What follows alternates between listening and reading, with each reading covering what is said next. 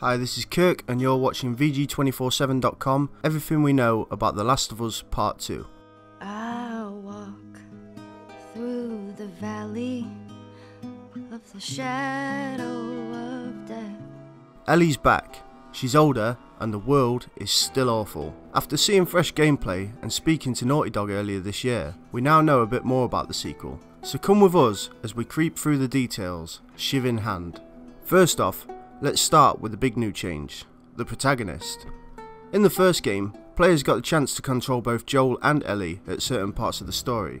Joel still plays a big part in this sequel, but you'll only play as Ellie for this one. Of course, this information comes from developer Naughty Dog and could just be a red herring, saving some surprises for later. Or, you know, Joel gets killed and it sends Ellie on a revenge spree, which is just as likely.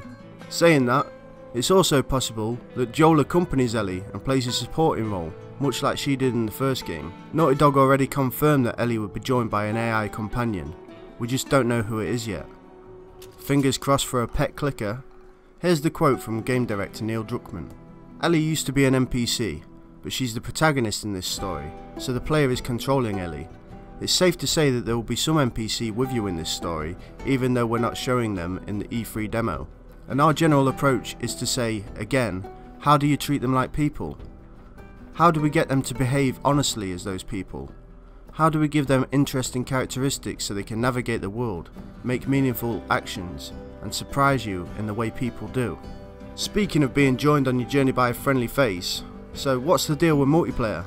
The Last of Us had a brilliant overlooked multiplayer mode that transferred the tense, methodical combat of the main game into a PvP setting. While we don't have any solid details on the multiplayer in The Last of Us Part 2, Naughty Dog has at least confirmed that it's happening. So, what do we know about the big gameplay changes to the single player?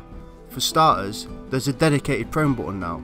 You can crawl under vehicles, through the long grass, and sneak about like Solid Snake wearing a crap bandana that gives him extremely limited ammo. There's also a visibility indicator that shows how hidden you are at any time, making the game's stealth more readable. On top of that, there's also a dedicated dodge button. In combat, you can tap dodge to avoid incoming strikes and arrows. Ellie's animations are contextual when you dodge, so she might slam into a car to avoid an axe swing. You can also jump on demand now. Hopefully, it's not on the same button as interact. Another area of improvement is the enemy AI. The main group of human enemies communicate with whistles, and you have to decode what the whistles mean if you want to understand their plans.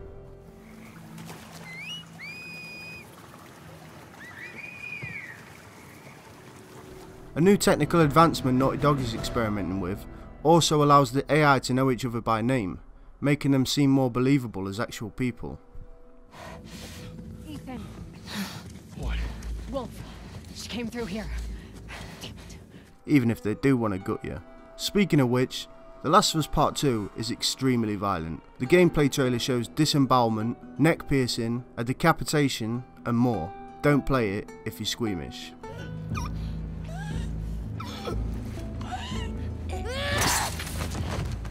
Those creepy whistlers are called the Seraphites, a dangerous religious cult that doesn't tolerate outsiders. Here's a quote from Naughty Dog in a recent interview. The Seraphites are a more fanatical group, and they centre their lives around faith and spirituality in a way that has become hostile and aggressive to outsiders. Clickers will also be making a return, but we haven't seen the mushroom zombies just yet.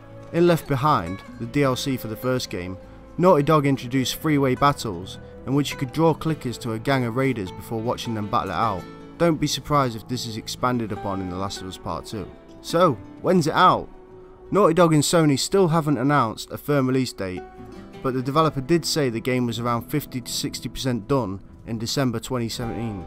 We wouldn't be surprised to see it pop up towards the end of 2019. You've been watching VG247.com.